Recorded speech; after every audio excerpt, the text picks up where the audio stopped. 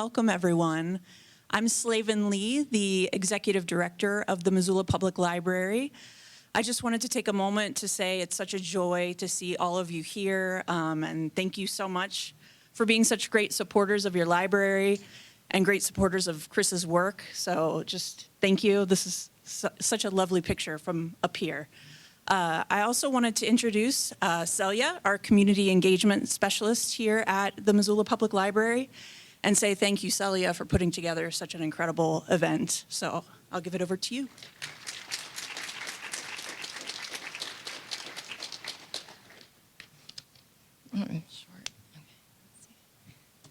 Thank you, Slavin, and thank you, yes, everyone for being here.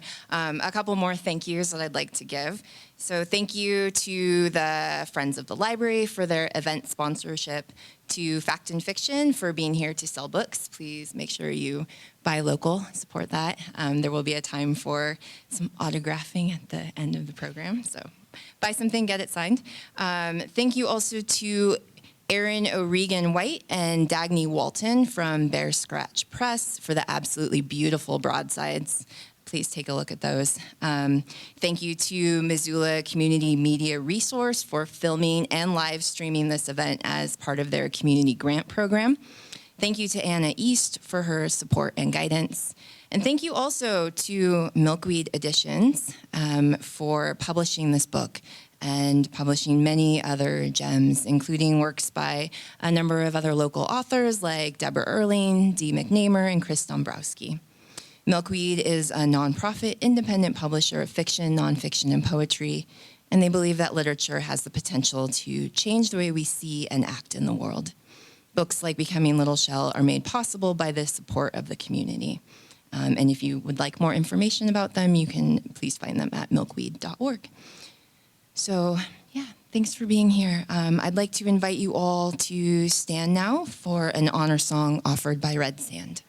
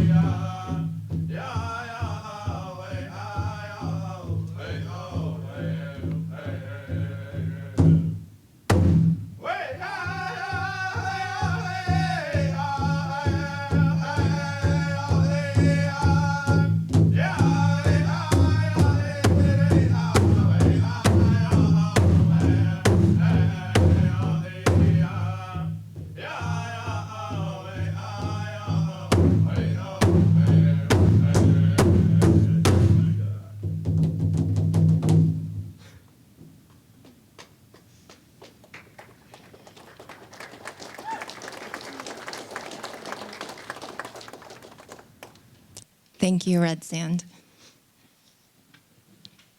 So before we get started, just a little bit about how tonight will go.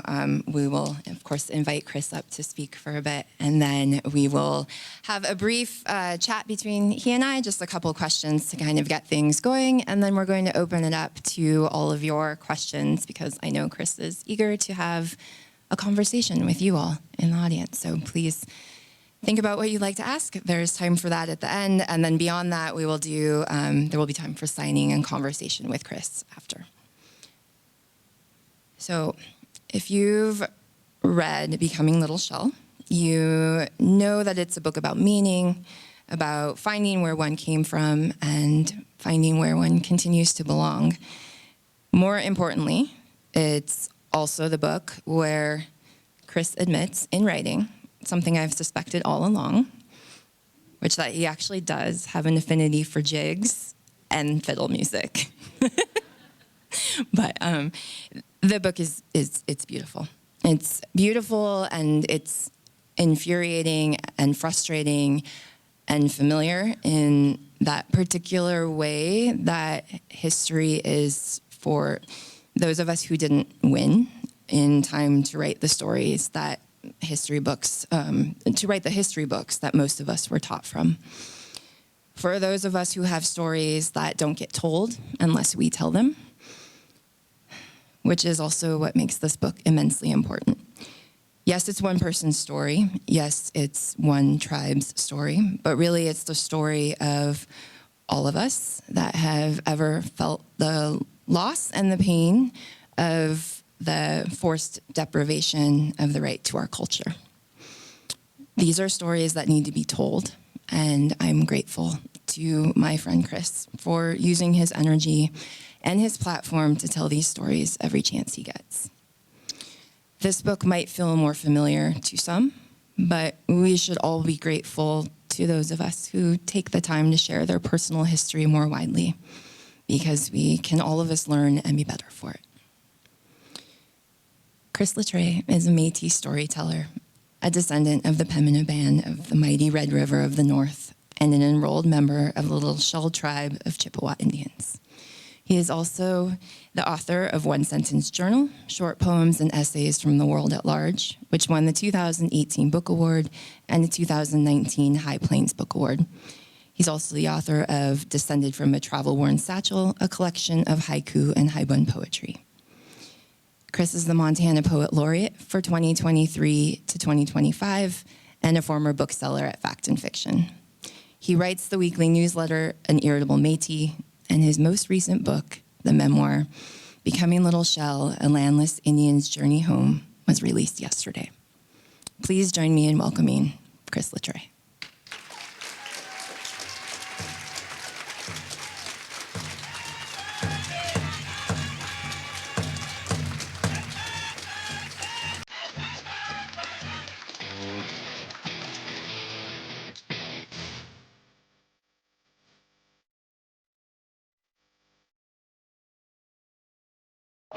Perfect. My walkout music. The darkness, black Chuck.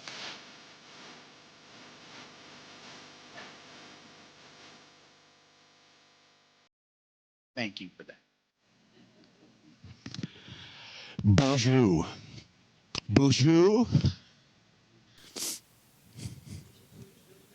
Bonjour and Dinaway Muganadug. Hello, all of my relatives. My family is here.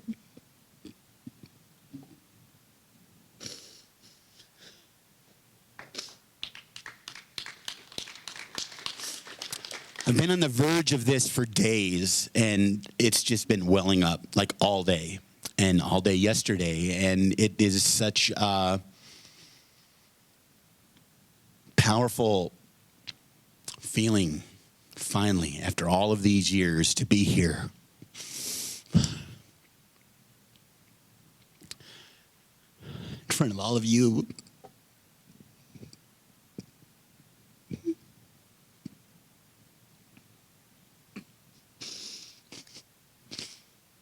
In the flesh flags of my people.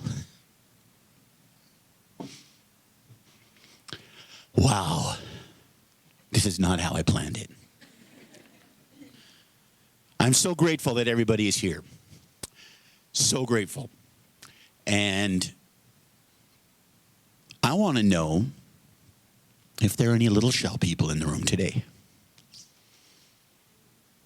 This book is for you.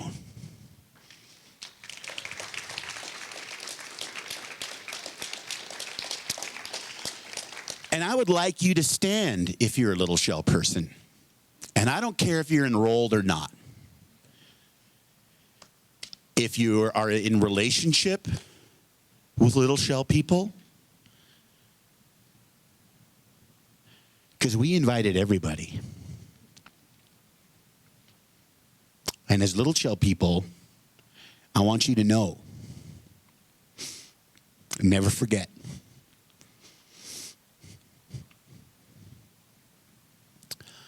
that you are the descendants of the mightiest buffalo people the world has ever known. We were the best.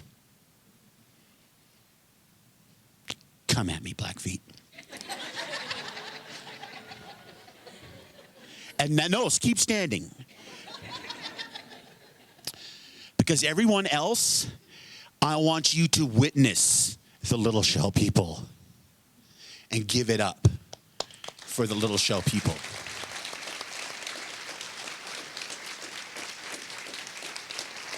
Now you may sit down. We are a diaspora, and we're spread out all across the West. And when I first met with Milkweed, I was sitting in a kitchen of a little house in Butte, Montana, as part of the Deer Butte residency. And we had our first Zoom meeting with the whole staff of Milkweed. And they said, do you have any ideas for the cover? I said, fuck the cover, I want a map. Because I grew up reading Tolkien and all that stuff and all the fantasy novels, and they always had the coolest maps. And Amelia, are you in here? In the back? My friend Amelia did that wonderful map. And it's my favorite part about the book. My friend Peter Stark, who's like an adventure writer, I asked him to blurb the book when it came out, and all he wanted to talk about was the map. Books do not come into the world because some person decides to write them. There's all kinds of other people involved in it. And for this next little moment of gratitude, Sky, would you join me up here? This is my friend Sky McGinty, also a mighty Little Shell person. And she's going to assist me.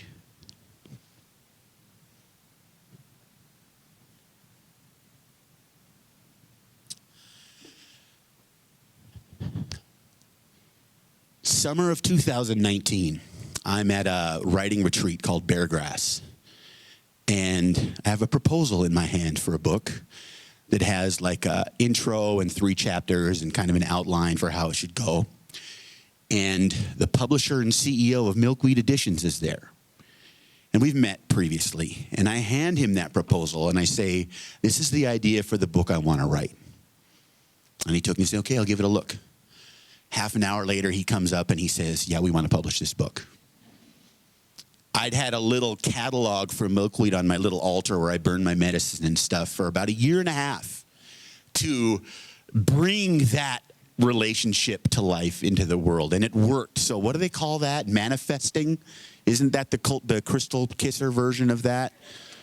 Well, I manifested this book. And over the course of the next few years, Daniel Slager and I worked together to create this book and bring it into the world. Daniel, I would like you to join me up here if you would be so willing. Now, in our indigenous culture, we honor the people who are important to our survival, the relationships we have, and we do that often with a blanket. The blanket is kind of a symbol of our 7 grandfather teachings in the case of the Anishinaabe people. The 7 grandfather teachings being the kind of the blueprint for how you should live your life. Love, truth, honesty, courage, wisdom, humility, and respect. All of those 7 teachings are incorporated in this blanket. And when that blanket goes around the shoulders of the person who has been instrumental in something important to us, and I feel like this book is very important to the Little Shell people, because there's no place right now where you can go and learn very much at all about the Little Shell. So as a gift to Daniel, in return for his role in bringing this book into the world, we gift you this blanket.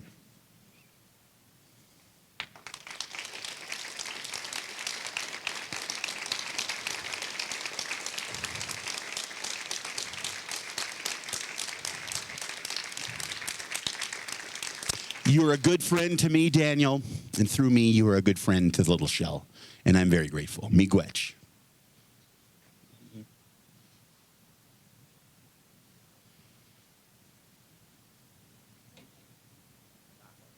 Okay. I'm going to interrupt this for a second because we need a little more of the love fest part of this. So I need to invite Mara up from Fact and Fiction, please.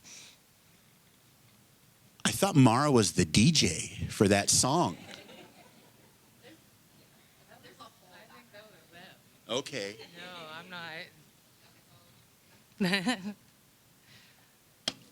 not. I really don't like getting up in front of people, as Chris will tell you.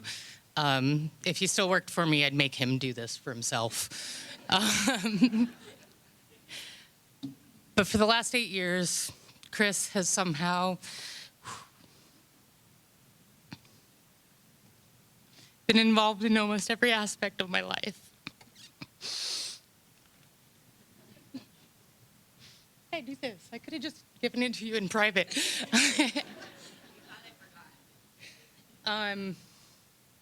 He's been a writing partner, an employee, and a constant champion of fact and fiction, a dear friend to myself and all the booksellers of fact and fiction. He's never been just a coworker, but a confident and a capital F friend. It's impossible for me to separate my personal friendship with Chris from my appreciation for him as a writer and a fact and fiction bookseller. But that's why I think we all adore him and his writing and what he's done with becoming Little Shell so much. He doesn't do things for professional gain. When he writes, you are getting every bit of his enormous head and heart. He writes and shares his truth with the world freely. He is raw emotion filtered to polished prose. There is no gift that could truly represent what Chris means to fact and fiction and to me. So we settled on a fancy pen. But it is handmade out of bison horn and has turquoise inlay. And we hope you use it to sign thousands of copies of Becoming Little Shell and maybe to help you write the next book. So with this pen, please harness the energy of the bison. Continue doing everything your way. We love you.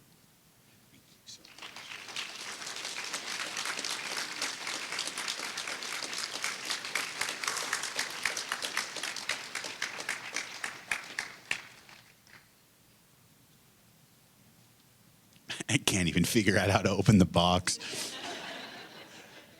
Okay. Yeah, how many authors did it take to open a pen? Yeah.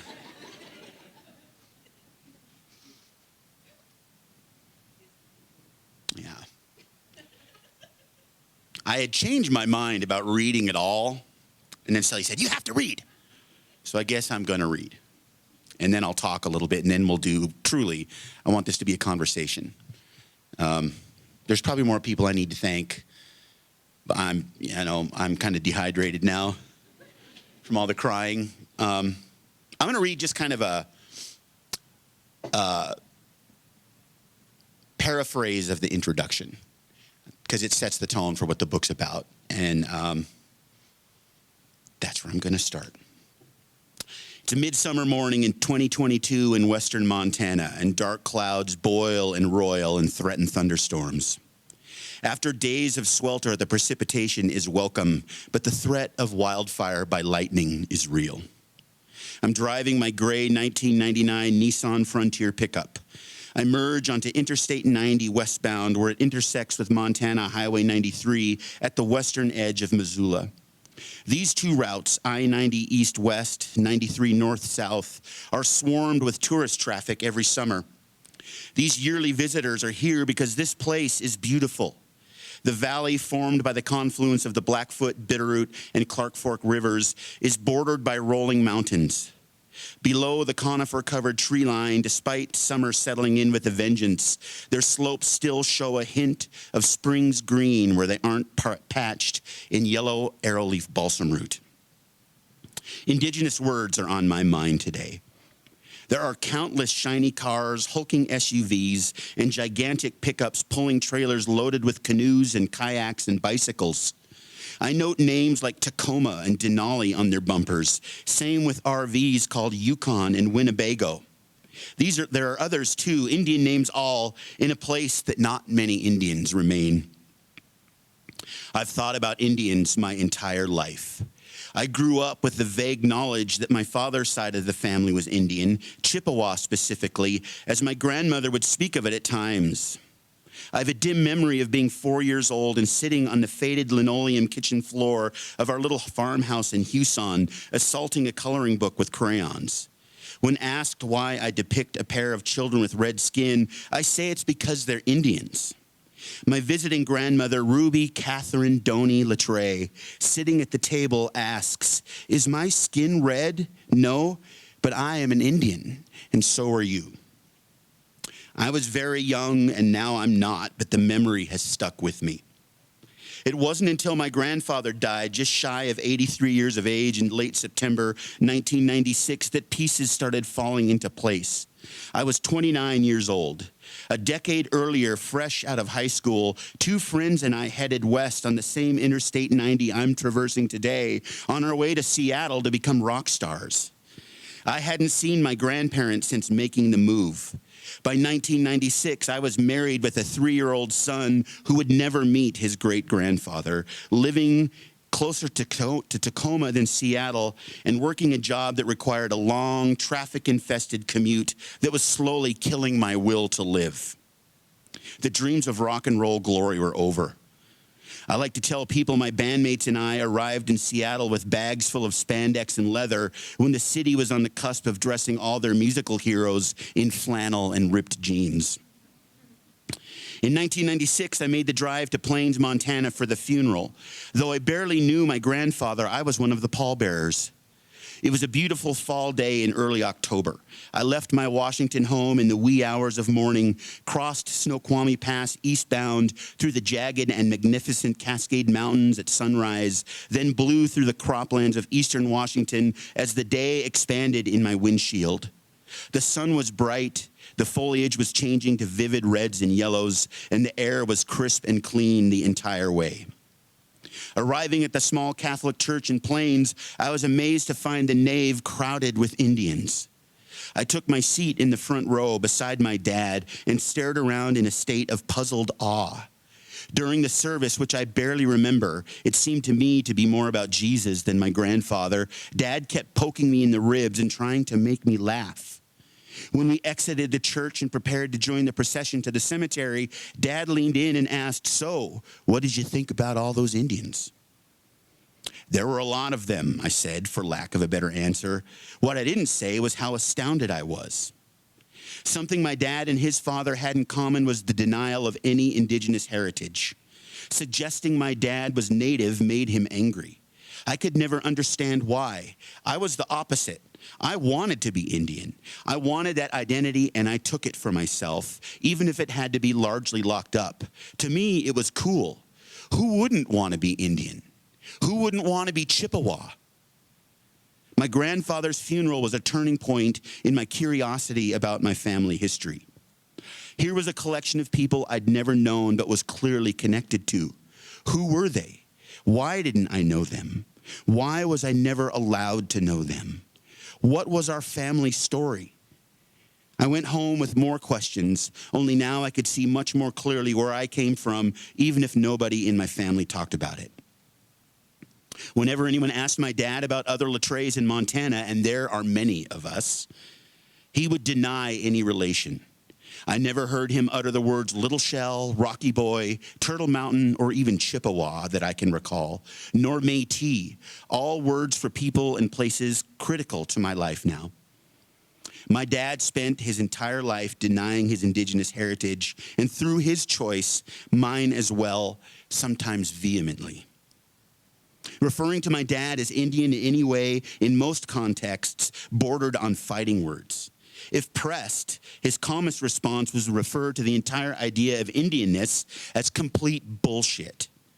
When he passed away in 2014, Dad left me with a lifetime of questions about who he was and where he came from. No, who we are and where we come from.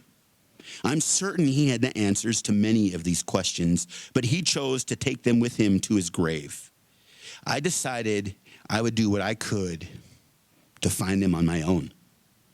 If not from him, then through people who lived a similar experience, through the story of our people. This book is an attempt to answer some of those questions, to tell the story of my own family heritage, certainly, and why my dad felt the way he did about his heritage. If I've learned anything at all, it's that I'm not the only one to grow up in these kinds of circumstances. I'm also not alone in trying to find my way back to who I was all along, a proud Indian. I'm not a scholar. I'm not a historian. I don't have an academic bone in my body. I'm a storyteller, and this is a story that needs telling. I feel compelled to share the story of the Métis people of Montana with the world, to tell the story of the Little Shell Tribe, the longtime landless Indians of Montana.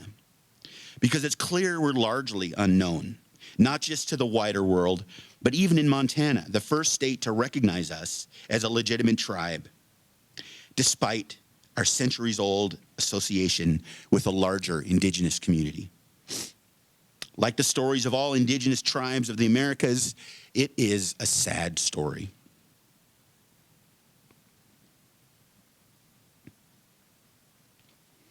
It is also a triumphant story of the baddest buffalo people the world has ever known. And it is a story still unfolding. So that's the introduction, kind of.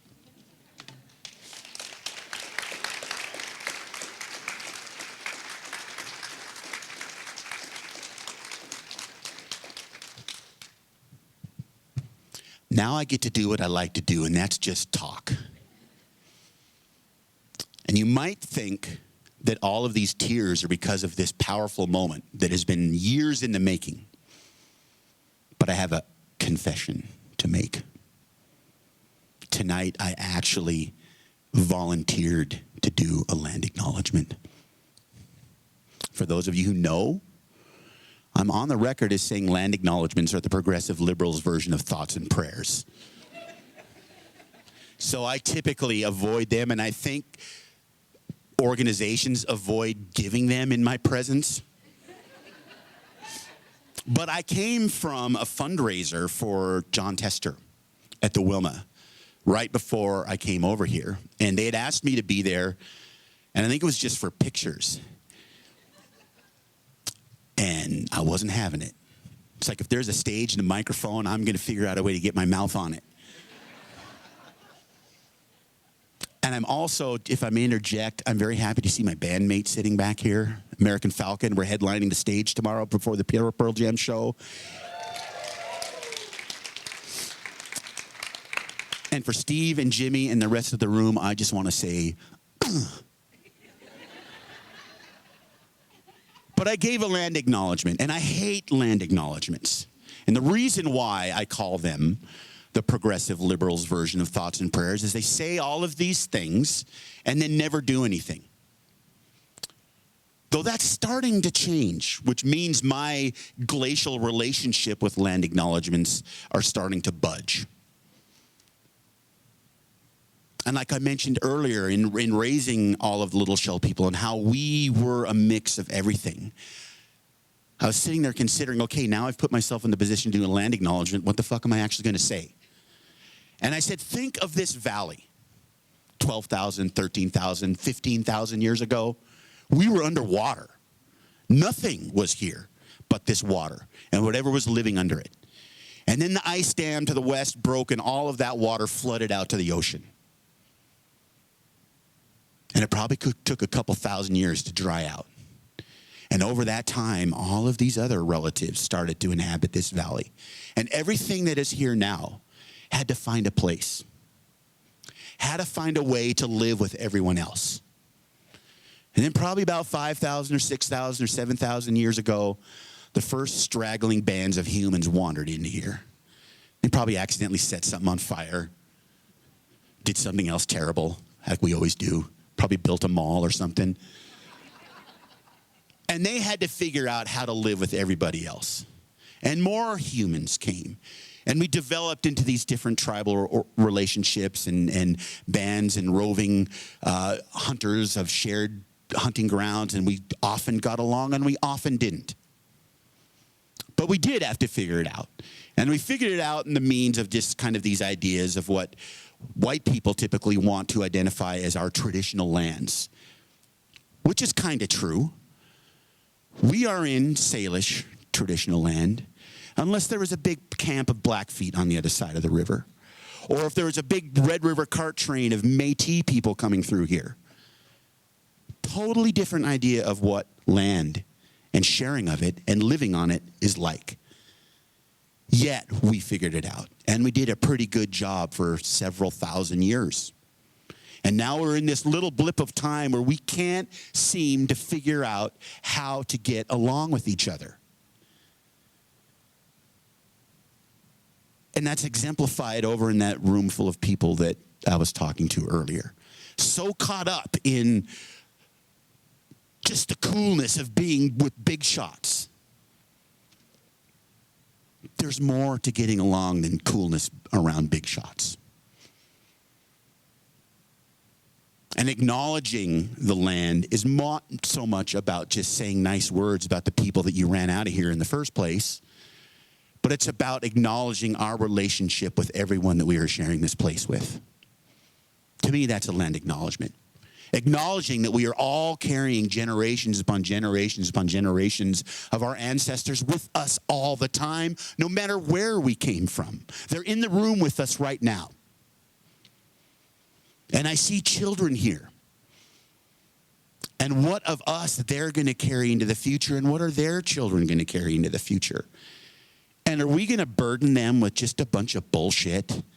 A bunch of tiny little things in ways that we don't get along, when the reality is, no matter where we live, whether it's Missoula, Montana, or Houston, Texas, or Gaza, we all want the same things. We want a place to live. We want enough food to eat. We want a safe environment for our children to grow up in. We want the ability to take care of our more than human relatives because we rely on them and they rely on us. Simple. It is all so simple. And we make it so, so difficult. And when I talk about the Métis people, for those of you who don't know, this is the Métis flag. The infinity symbol on the blue background. That flag is older than the Canadian flag. The Métis are an indigenous cultural group recognized as one of Canada's 3 indigenous peoples, and we are not recognized at all in the United States. And the Little Shell Tribe is largely comprised of Métis people. So not only are we erased in the history books, we're erased as a people entirely. I say we're the perfect North Americans. Come at me, everybody. And the reason I say that is because we came to be in the late 1600s when the first European traders and adventurers paddled into what is now the Red River Valley. The Red River is the current border of so-called Minnesota and North Dakota, and it flows north into Lake Winnipeg. Winnipeg, Manitoba. Winnipeg was the original Red River settlement. And then the Lake Winnipeg drains into Hudson's Bay. In the late 1600s, when the Hudson's Bay Company was formed, those interactions, those marriages with indigenous women were the first Métis. Because we wouldn't trade with the Europeans unless it was a family relationship. We wouldn't trade with anybody unless it was a family relationship. And we see that now. When any of my relatives from any of the tribes around Montana get together, it's like 7 degrees or 6 degrees of Kevin Bacon.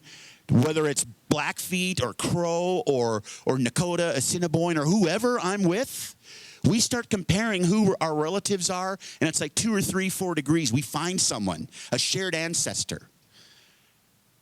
I had a great interaction with a Blackfeet woman who is very involved in cultural preservation and language preservation on the Blackfeet Reservation. And I gave her a copy of Becoming Little Shell. And she said, oh, my great-great-grandfather was Eli Gardapi. Eli Gardapi was Métis. Eli Gardapi is the person who quoted my mentor, Nicholas Vrooman, that at one time there were so many buffalo that the whole country was one robe. The idea being that these vast herds, that are just like one gigantic animal. The whole country was one robe. And that is Nicholas Vrooman's book, that without the writing of that, I would not be here. And I illustrate that story because Eli Gardapi was her relative. She's Blackfeet. I'm Métis. We were marrying each other all the time. We were trading all the time. These kinship networks that have kept us alive go deep. Just like the Doney family. My grandma was a Doney. There's Doneys on every reservation. I run into Doneys everywhere I go when I'm in Indian country, regardless of it's a place where I'm looking for Little Shell. Doney and Azure, those are the two most common names, yes, in the Little Shell community. Either side of the medicine line. That is the relationship that I'm talking about. And when I say Métis people are the perfect North American, it's because we took all of this cool shit that was coming from Europe and we incorporated it into what we were already doing. It's a lot easier to make your man fancy clothes out of wool and linen than it is to go kill a moose, drag it out of the swamp, skin it, tan it, sew it into clothes. So women were big into these new relationships because being able to sew in other materials makes their life so much easier. Copper pots, metal knives, all of these things that we took in without changing who we are, just making who we are better. What did they get out of it? We talk about assimilation. Assimilation worked the other way first because these dudes couldn't survive in our land without our women who taught them what to forage and when, who to hunt and when, even though it was the men primarily doing the hunting and trapping and things like that. So they assimilated into our culture first. And the result, those children, those generations became the Métis people. Even though Celia insulted me with a suggestion that I'm a fan of jig dancing and fiddle music. Probably because you will never see me jig. Someone asked me recently, do you jig? I said, no, I mosh. My favorite is the drum music, the relative that was here. Drums are not a thing. They are a relative. And the most powerful relative you'll run into today left the room with those folks. So we incorporated all that. And for about 100 years, things were great because we were this mix of everything. Métis literally means mix. And from that, we developed our own language. We developed our own way of living on the land. We created these buffalo hunting brigades that a Canadian scholar I recently read said that for generations, we never lost a single encounter with American, Canadian, or other Native people because of the organization that we had from combining the best of all of these worlds. We spoke multiple languages. My great-great-grandfather, Mose Latreille, from which every person bearing Latreille's name owes it to him. Him and Susie had like 15 kids. So their love for each other created this whole family of Latreille people. So when my dad said we weren't related to any of them, we were related to every single one of them. Mose was an interpreter for the army for a time because he could speak to the Lakota.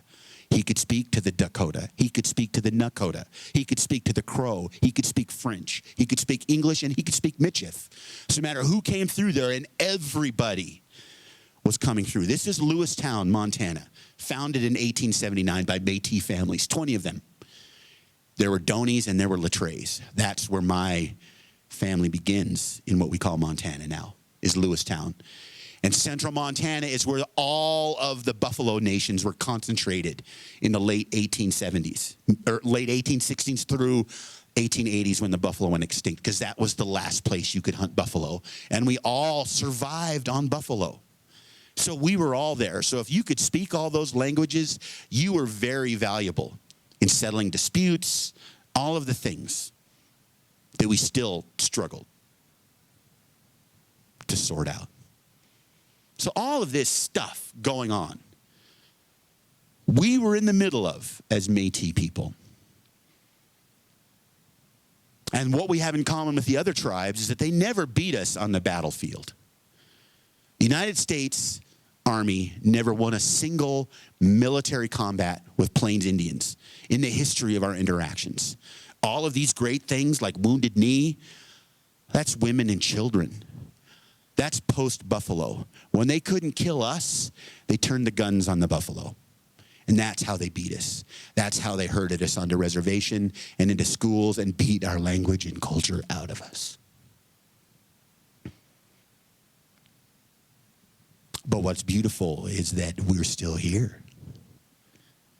We took the best shot that the most powerful country in the world, that everybody's so proud of, the best shot they could deliver right on the chin. And like Captain America, we got up and dusted ourselves and said, I can do this all day. All day just happens to be about 500 years. And the beauty of it now is I feel largely this book exists in the world because people are starting to come to a reckoning with where this country was founded and who was here. And for first time in 500 years, it's actually kind of cool to be an Indian again. I am standing on the shoulders of relatives who gave up everything just so that at some point in the future, I could stand up here and say whatever the fuck I want to anybody and say, what are you going to do about it? Because we're here, and I've got all of these people at my back. I'm standing on the shoulders of artists like the late James Welch, who had to write in a world much different than the one I'm writing in. And I could not be here doing it without that. It comes back to that idea of acknowledging the land and our connection to it, the multi-generational connection to the land. And when we bridge, when I talk about how the Métis people combined all of those influences, traditions, bits and pieces of other people's religion, bits and pieces of other people's language, and figured out a way to live together, we have that opportunity. We just have to choose to take it. It's another Anishinaabe worldview, the seven grandfathers, or the seven fires prophecy, where all of these things were predicted that fueled our migration west. And now we're in the seventh fire, where we have to decide, are we going to take this path that leads to cinders and fire and destruction, or are we going to figure out a way to live together and move into a better kind of future? And I know there's all kinds of religions who are always talking about, well, here, it's the end of life, and then the book of Revelation says this, this, and that, and the other thing. have to figure out how to get along. And I think that is the theme that I want people to take away from becoming Little Shell, is how what happened to us continues to reverberate in the world and happen to other people. And when we look at our houseless crisis and we see people living in tents and things on the fringes of our community, that was us. If you look at newspapers 100, 150 years ago, you see people talking about all those Indians living out on the dump, living out by the slaughterhouse. That was us. That was us doing what we had to do to survive because all of our land had been taken from us. Our primary food source had been taken from us. What would happen to most of Missoula if all of a sudden Walmart and Target packed up and left? You'd be fucked. Welcome to Little Shell land.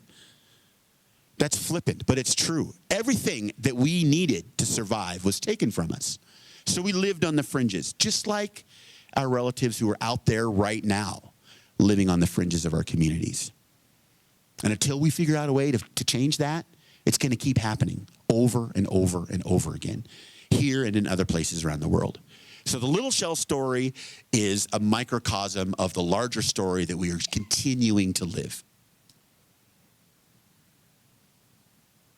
And I'll conclude with that because I would love to take questions.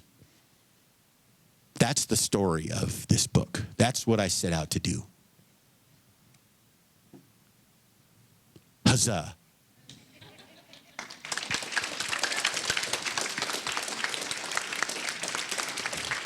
If it isn't obvious, I never go into these things with a plan. Well, to really throw a wrench in the plan, I was going to sit down with you, but I actually think it would be a shame to tuck you away back there because I don't think people would be able to see you very well. So instead, we're just going to duet here for a second. Sure. And I'll ask you one or two questions, and then we'll go ahead and turn it over to the audience. So I think, thank you for that, by the way. I think we can give you another round of applause, actually, because that was awesome.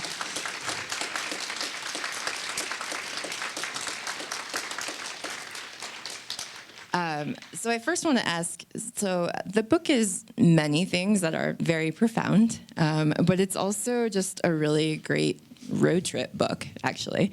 And I wondered if you would maybe talk about some of the miles that you've traveled through Montana in your work as the poet laureate, but also in your research for this book, and maybe talk about what you learned about the state that you grew up in.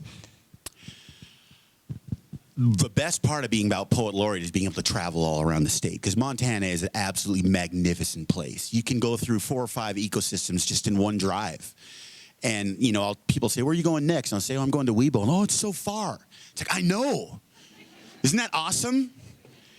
And, you know, we like numbers. I actually bought a brand new car 3 months ago, and it had 25 miles on it.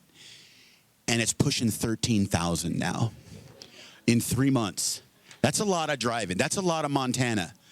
And I love that about it. Also, I think it was 10,000 like a week and a half ago. Yeah. So not that I don't believe you, but. Yeah.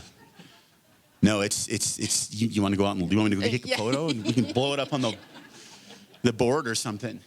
No, I love it. And I also like to, because I like to exaggerate a little bit sometimes in case it's not obvious. I like a lot of hyperbole. I feel like that is my Métis DNA expressing itself, the desire to see what's on the other side of the hill. Because we were travelers. You know, our idea of, and this isn't just a Métis thing. It's you know, they call us nomads. Well, no, we're not. We had, it's like, you know, maybe you eat dinner in the kitchen and you watch TV in the living room and then you binge watch it in the bedroom. The whole West was our house. So we did this thing in this part of the country. We did this thing in that part of the country. It's a totally different mindset. And I like to claim that, the idea of just wanting to be around the corner or just go out and drive and just look at stuff is what I like to do. And I am well suited for this task of driving around the state. Does that answer your question? I don't really remember what the question was.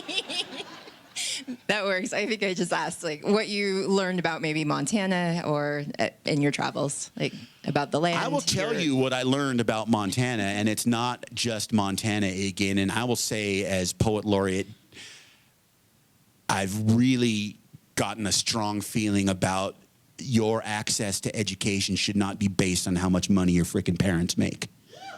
Yes. The inequity from one school to the next is unconscionable. You know, Whitefish, the high school there, is beautiful. It's beautiful like this library. And in Circle, they've got maybe 10% of their shelves with books on it in their library. How does that happen? I don't know. But that, you know, my doubling down on education has been the big thing with Poet Laureate is those inequities and that just being one of the myriad of ways that we kind of fail our future by doubling down on things that don't matter. Why are teachers barely able to make a living, yet we've got this fancy covered practice thing going up at the university? I know that's, well, the donors gave us for that. Well, you know what? Let's take those donors out behind Charlie B's and give them a reason to put their money somewhere else.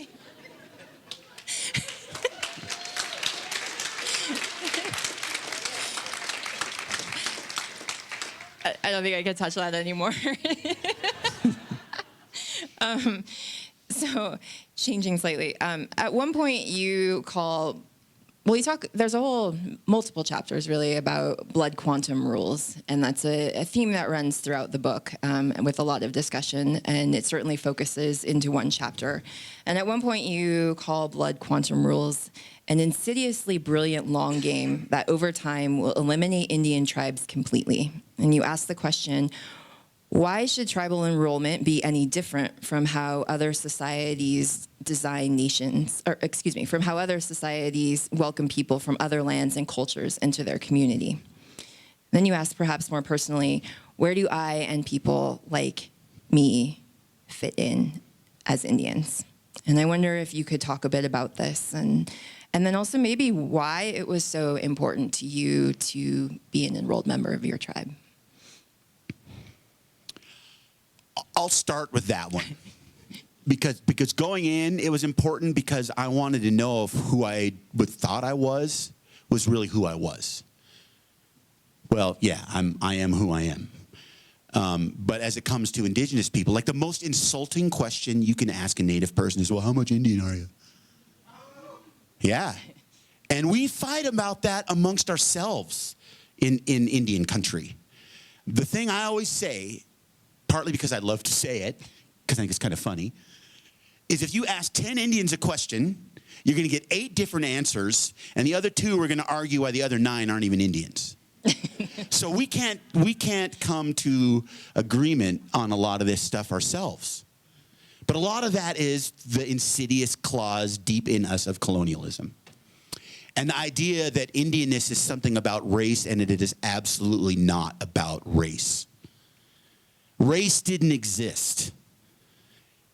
And when I ask people to stand up who are Little Shell, if you related in any way, because we invited people.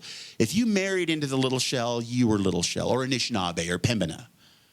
Different tribes have different things about it. And when I talk, you know, I'm not speaking for all Native people, but the ones I know about. We understood the idea that if you keep marrying your cousin over and over again, after a while, your tribe's going to be kind of weird.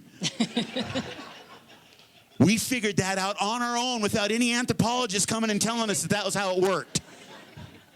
How did we do that? We intermarried into other tribes. And those people became who we are. In fact, there's this book called The Falcon. Let me remind you that American Falcon is playing tomorrow.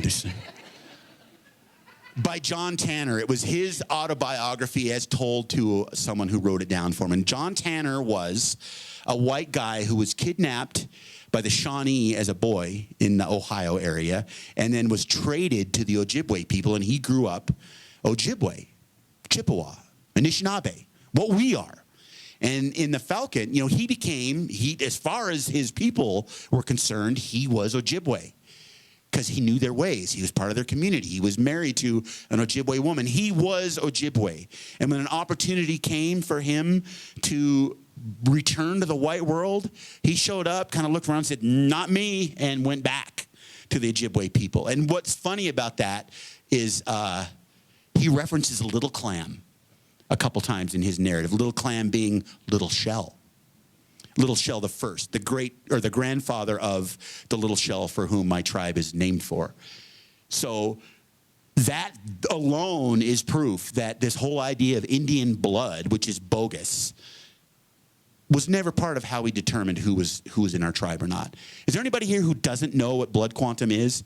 And don't be embarrassed, because I didn't really know what it was when I started my path to enrollment. Blood quantum is the idea that you must have a certain percentage of Indian blood in order to be enrolled in a tribe. So most tribes, that bottoms out at like a quarter. And what's a quarter blood? If it was really a thing, don't you think you could go to the blood bank and say, "Yeah, I want a transfusion. I want to be Blackfeet"? And you roll out of there, and the Pembina Chippewa have to remind you which direction the horse is going forward. I relentlessly take shots at my Blackfeet friends, even though none of them are here. So blood quantum is this idea that there's a percentage you can have of Indian blood, and it's garbage. So, and even tribes themselves, like back in the 60s or something like that, both the Blackfeet and the CSKT have done this, where they reset how their blood quantum was determined. And at one time, it could be Indian blood from anywhere. And then they said, well, no, it can only be, let's say, Salish blood.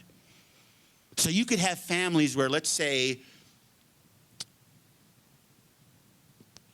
one sibling is born on, say, 1959. And the mom's Salish and the dad's Blackfeet, and they're living on the Flathead Reservation, and that child is born. And because both parents are Indian, they have a blood quantum of 100%. They're full blood.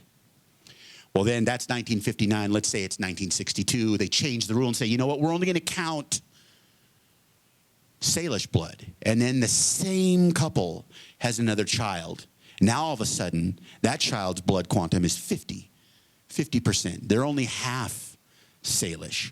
So then their children, that's the last generation who can enroll in that tribe. And I'm kind of simplifying this, and I'm picking on the Salish, which I have no reason to. But the idea of you're basically fractioning out. So before long, you don't have anybody who has enough Indian blood to be in the tribe anymore. So it's long game genocide. It's the long game elimination of people. And the majority of tribes still follow that. This dictate that was handed to them by the feds. Yes, do you have a question? Hit me. Yeah. During your writing, did you legally learn where blood quantum originated and why? Yeah. I did, but I don't remember. Yeah, go ahead and ask it again. I asked if he learned where blood quantum originated legally and why. Would you like to tell us? I would love to. Thank you. Hello. Blood quantum originated with the Dawes Act. Does anyone know what that is and what it did? I do. Yeah, the Dawes Act created allotments so settlers could take over Indian reservations largely. And as part of the Dawes Act, when they were assigning individual lots to Indians, they had to decide who was Indian. The government decided that they had to decide who was Indian and therefore got a lot. And that's also when they thought of blood quantum as a way to define an Indian. Because if you were 50% or more Indian, you were inferior and incapable of managing your own lands. So that's also where the trust responsibility originated. your land was put into trust and you couldn't sell it, and there were a lot of things you couldn't do without the government's permission. You were incompetent. So do you remember the scene in Lily's movie? All of a sudden I forgot what it was called. Killers of the Flower Moon. And she's asking for money, her own money from her sponsor. And she gives her name and says incompetent. It's because she was too much Indian to be able to make her own decisions. And they arbitrarily assigned what your blood percentage was based on what you looked like. So they would bring all these Indians in to these tents that they would set up out to make tribal rolls, make lists of who was on the tribe or not. And they would look at you and you'd say, well, you're pretty white. You're full, you're not Indian at all. You're pretty brown, you're full blood. Sully's not even Indian, but if she showed up at the wrong place at the wrong time, sorry. But they would. So you'd have brothers who just, because of their skin tone, were assigned this percentage that was going to determine their next generations of who could be enrolled or not based on this arbitrary decision by an illiterate white dude who didn't want to be there in the first place. So thank you for that. My next question for you was, did you learn when a lot of these tribes adopted blood quantum internally, and why and how that happened? I think you would like to tell us. I would love to. So the government engaged in assimilation through the Dawes Act, and that didn't work. God damn it. And so they were like, well, I guess Indians should be able to govern themselves. We're going to pass the Indian Reorganization Act. And when they did that, they kind of handed out boilerplate constitutions. And they're like, here you go, Indians. You get to decide your own enrollment. But we're just going to leave this here for you to influence the way you decide you do your enrollment. Thank you. Yeah, so tribal constitutions are a legacy of those genocidal policies. And, you know, we need tribal governments, but when I'm on the reservation or I'm at a meeting, kind of the people I trust least is the tribal council, because they're operating under a colonial structure. And it's in their best interests not to change that also. You had a question?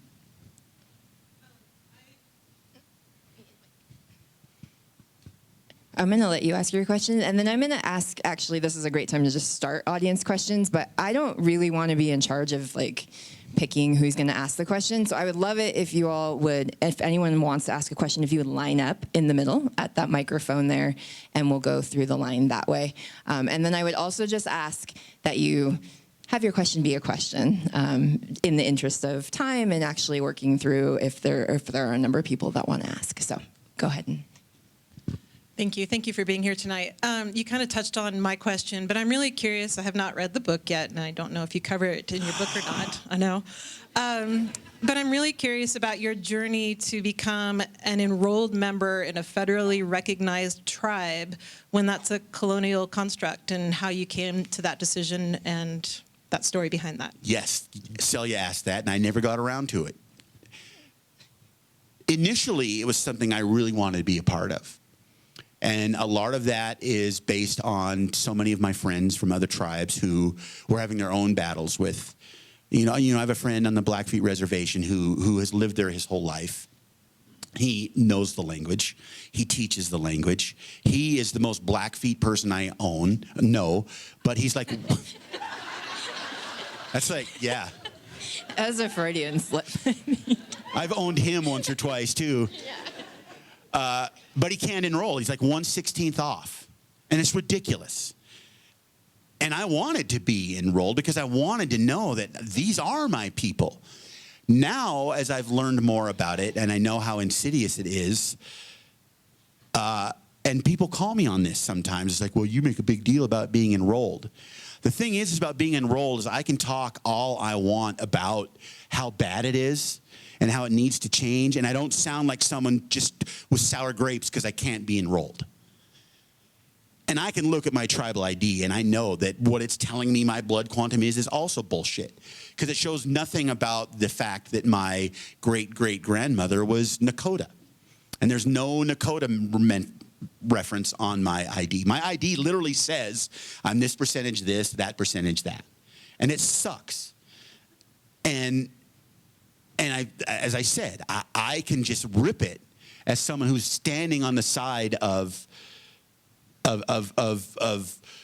being allowed to be a member because I meet this criteria that was handed to us, and not sound like I'm just like whining because I'm someone else. But you don't even look like an Indian. You know, that's what I would get if I wasn't enrolled. Does that make sense? It's two truths at the same time. Like I think I wrote about this in the book. One of my worst experiences in all of this was the first time I walked into the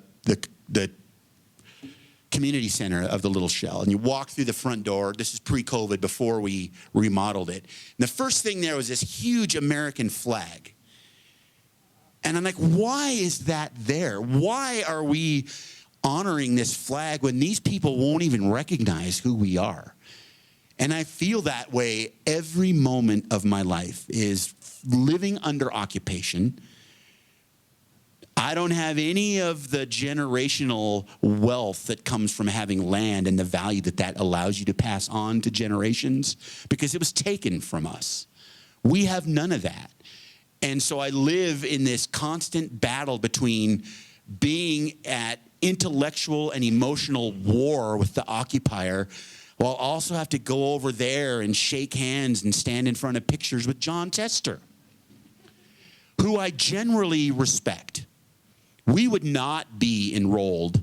We would not be federally recognized, which is also kind of bullshit when I think about it, if not for his efforts. You know, when he was elected in 2006, 2007, the first bill he entered for consideration was the Little Shell Restoration Act. And he did that every term, and it took, 12 years for us to get it. And I am grateful to him for that. But I am also in deep disagreement with his role in perpetuating the genocide in Gaza. And how do I reconcile that? Do I want this asshole, the American warrior, to win that Senate seat? I don't. But most of the Democrats that I have to get on board with do not have the best interests of indigenous people worldwide on their radar. They might say so. We'll fix that. Get me elected and we'll fix it. Obama didn't do it. Biden didn't do it. Why should I think a cop is going to do it? I want her to win. I'm not going to vote for her because my vote for president in Montana is meaningless, because it's going to be Trump. Even if he doesn't run, it's probably going to be Trump. But the things that matter, Tester matters, that election matters, and it really bums me out that I can't hold the line for my people and for those people, because those people are my people. And that is the two truths. That is what it's like living under occupation. Not just us, but anybody who is not part of that ruling class. We're all suffering for the same reasons. I don't even know how the hell I got down that tangent. Does anybody else have a question? Sky, are you queued up?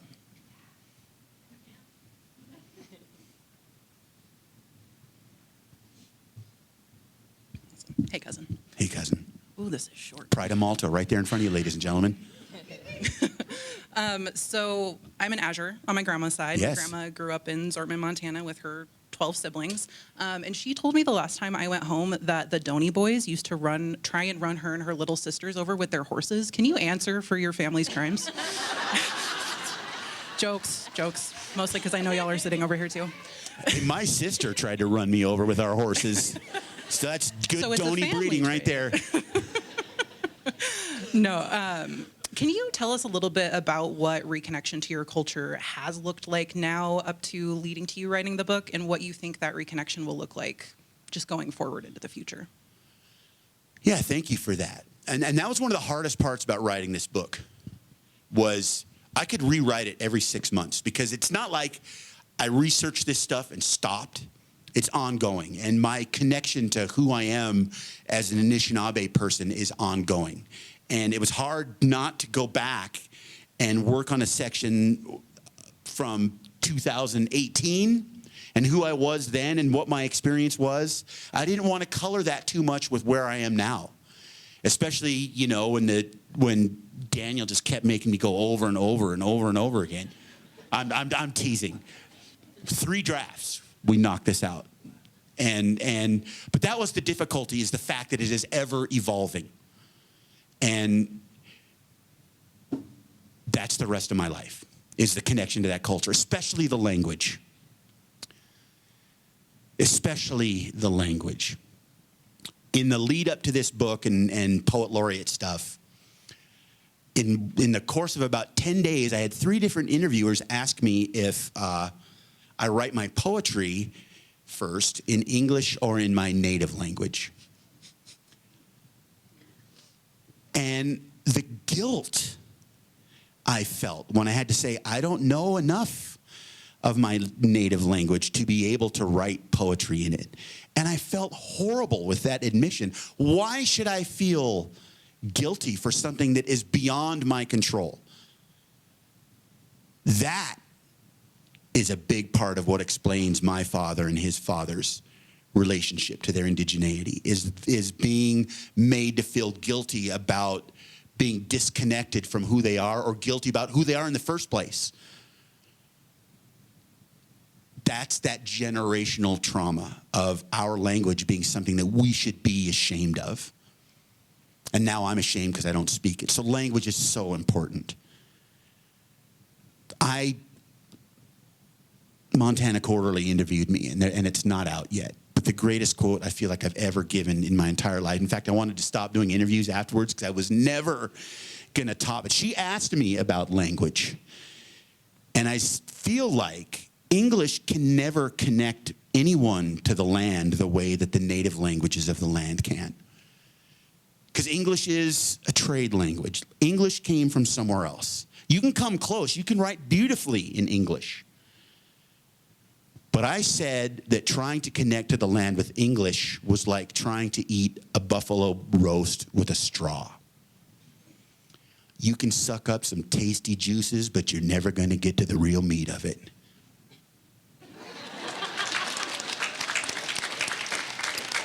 That's why I'm Poet Laureate right there. Hi. I would just like to say before I ask my question that I spent my entire summer in Zortman, and I also have a couple Donny boys who have some things to answer for. So just putting that out there. And I apologize if this is answered in your book.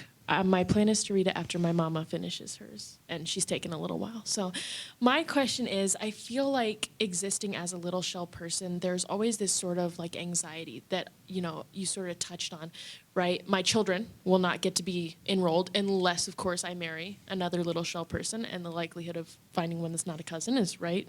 And also the anxiety over, you know, the lack of the language, the lack of connection because we have no land that is officially recognized, and also the fact that as a whole people we are generally whiter than most tribes in Montana because of our Métis history. And I was just wondering, what are some things you found on this journey that you've gone on that sort of help you to deal with that anxiety and that sort of guilt and that lingering just pain that I think exists in so many of our lives? The things that have helped you move through that? First, I will say that I wrote an article for Montana Quarterly a number of years ago about blood quantum, and Gerald Gray, our chairman, said that the hope was once we got federally recognized, or federally restored as we call it now, that we were going to change our constitution so that we would use a lineal relationship in order for tribal enrollment. So do not give up hope that your children can be enrolled. That's important. That's an important one for us to make sure and hold our tribal council and the lawyers who say, well, you shouldn't do that, accountable for how we want our generations, because it's up to us, not up to them. This might surprise you, but I'm borderline belligerent about standing up for who we are as Little Shell people, because yeah, there's some people who, because they don't know about us, they think that we're something we're not. And we've been here as long as anybody. You know, the Pembina Chippewa, our traditional land, and we are Pembina Chippewa, our traditional land was vast. All of North Dakota, well into South Dakota, all the way into eastern Montana. There's a reason there's a bunch of Métis people living on the Fort Peck Reservation, because we were there before they shoved all of the other folks living there that are on the reservation now. So that overlap of land is one thing. But we have a long game to reestablish who we are as Little Shell because we've been disconnected so much. And, you know, that was kind of the theme of our celebration in 2020 was, you know, we're rebuilding a nation from the ground up because we'd lost all of our connection to our Turtle Mountain relatives. So the reason the Turtle Mountain Chippewa flag is there, who are headquartered that's the Turtle Mountain Reservation in North Dakota. Little Shell, our Little Shell that we're named after, was the hereditary chief of the Turtle Mountain Chippewa at the time they became the Turtle Mountain Chippewa. We were the Pembina Chippewa. And when they broke all that land up and they created the reservation, we became Turtle Mountain because of the Turtle Mountains that were there. And Little Shell devoted his life to making sure that our land would include the Turtle Mountains because they were sacred to us. And I could disenroll, you could probably disenroll, Sky could disenroll. We could all like say, you know, screw you, Little Shell, we're gonna be Turtle Mountain. Disenroll today and enroll Turtle Mountain tomorrow. That's how related we are. And most of what we're gonna regain as Little Shell people is gonna come from Turtle Mountain. And we need to make sure that our connections back to them are good. And in Canada as well, on the other side of the medicine line. So we have this huge hill to climb. And I don't have a good answer for you, but it's the long game. It's what we do now that will benefit our children, your children, my sullen child sitting over here. Does that answer your question? I tell Little Shell people that come to me with sadness because of how they are related, because we don't look like other tribes. I think that's one of the things that's awesome about us. There's a photograph. I was in Yellowstone a couple weeks ago doing cultural stuff. And there's a photo. I think there was 5 of us, Little Shell people, who happened to be in the same room at the same time.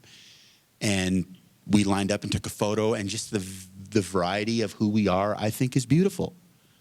I think it's something to celebrate more than just looking like an extra from Dances with Wolves, you know? That's Charlie Russell, made the whole world think like all Indians look like extras from Dances with Wolves. You have a question? Yeah.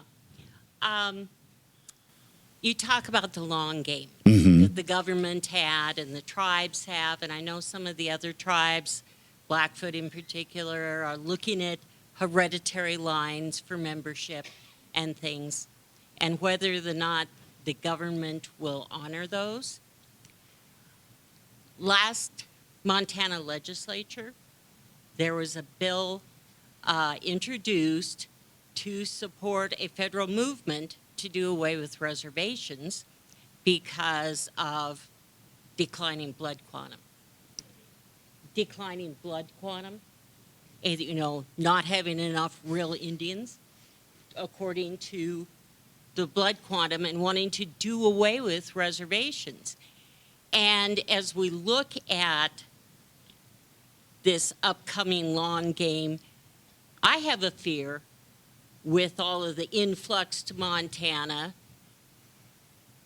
that there is a movement that's going to try to take over those reservation lands, whether it's through non-native ownership. What safeguards are in place or should be put in place to keep that from happening? Well, those Montana legislatures who primarily come out of Kalispell and they're forced to take their tinfoil hats off when they go into the into the Capitol building, they don't understand that the states have nothing to do with it. It's a federal jurisdiction. So it's not like the states can say, we're going to abolish reservations. That and our Indian caucus at the state level, despite the supermajority that the Republican, I can't even say the word. despite that supermajority, our Indian caucus is powerful. It's not going to happen. It's not going to happen. And on top of which, my book is perfect example of the growing power of Indigenous people and the growing awareness of Indigenous people. We're not going away, and we're not backing off. So that kind of thing, I am confident won't happen.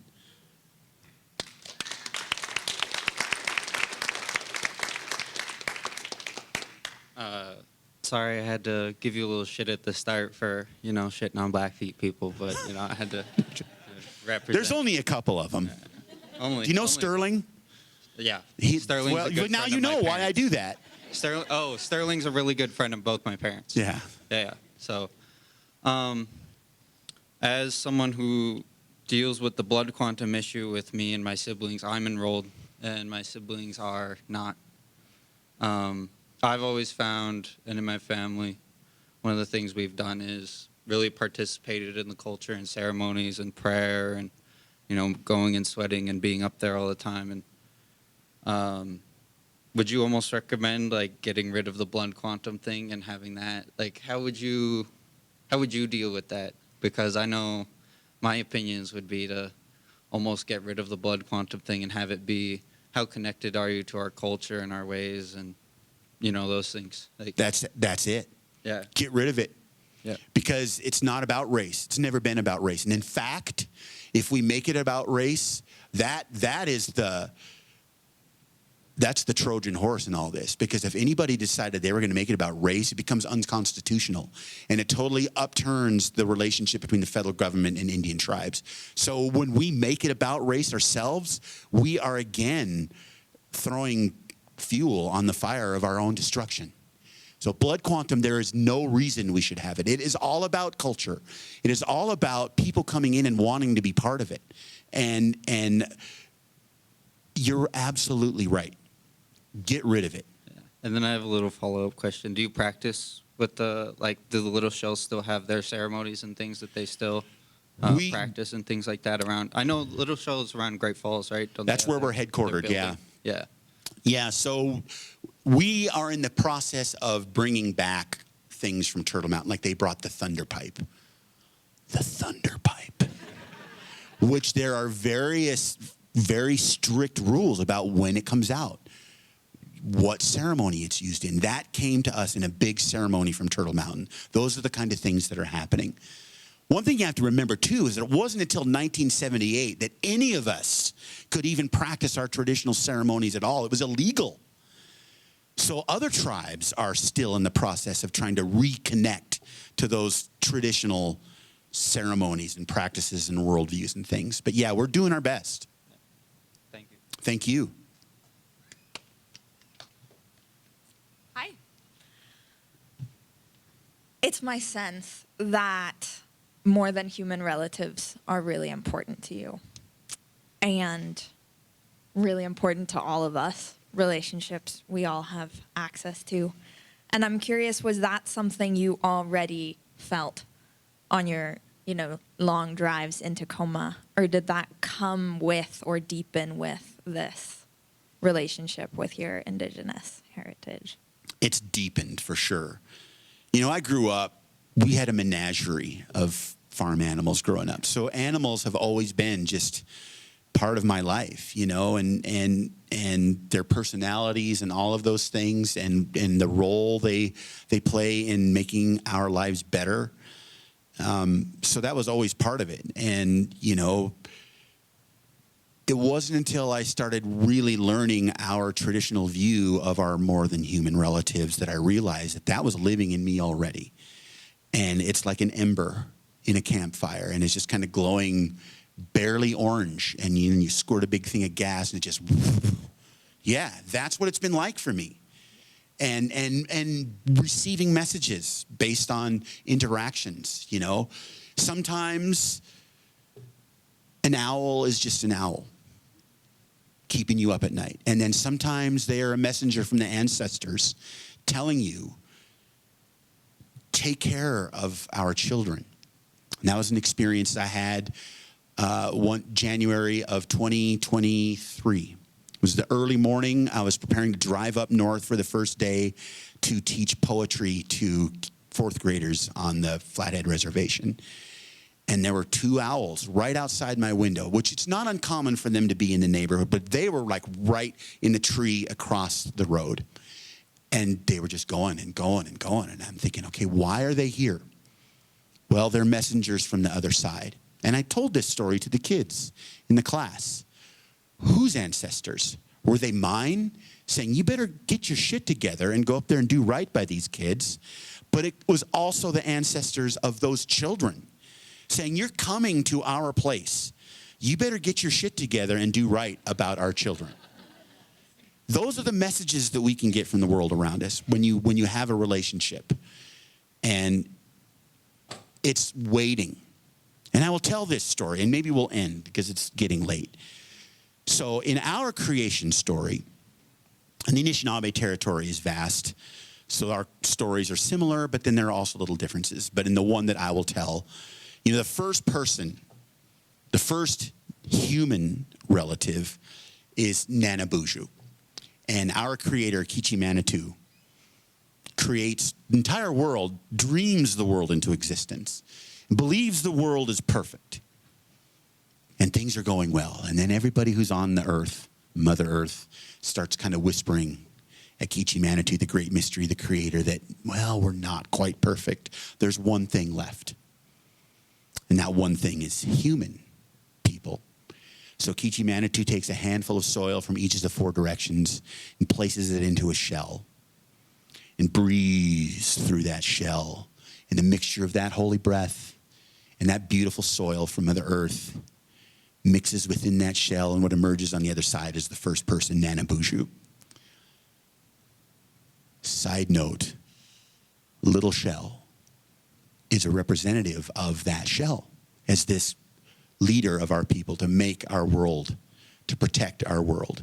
So it's a metaphor back to the shell of our original creation.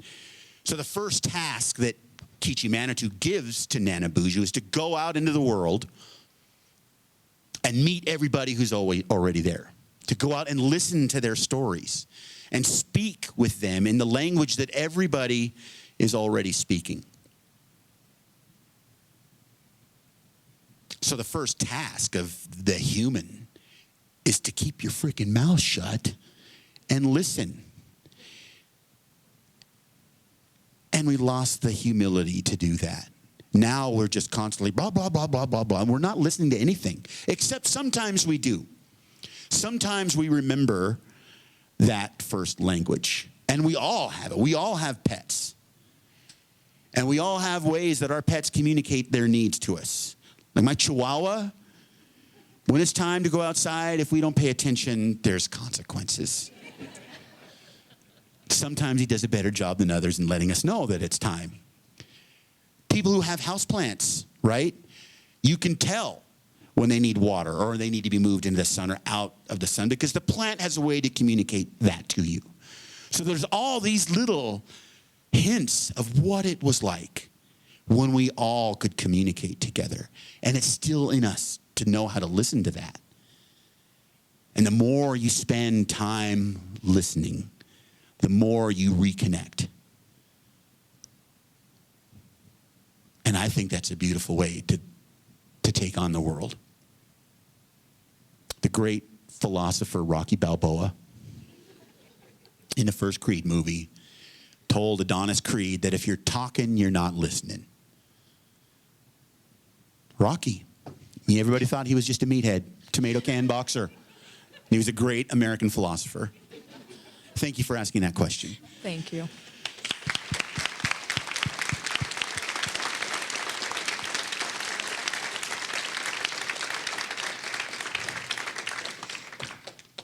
And I will say again, thank you to everybody so much for coming out tonight. I'm glad I finally pulled myself together. I'm so grateful that so many of the people that I love the most in the world are here tonight. And I was also reflecting that there are some of you, that my entire relationship with you has lived in this period of writing and thinking about and ultimately publishing that book. And with the book coming out, it's like, Well, now what? Because our relationship has been born in my neurosis of, yeah, I'm going to finish my book next week. And everybody, yeah, okay. But I assure you, there will be more. And it's going to be awesome. So thank you. Chi miigwech. Thank you for coming out. I'll come out here. And you can buy books and I'll sign them.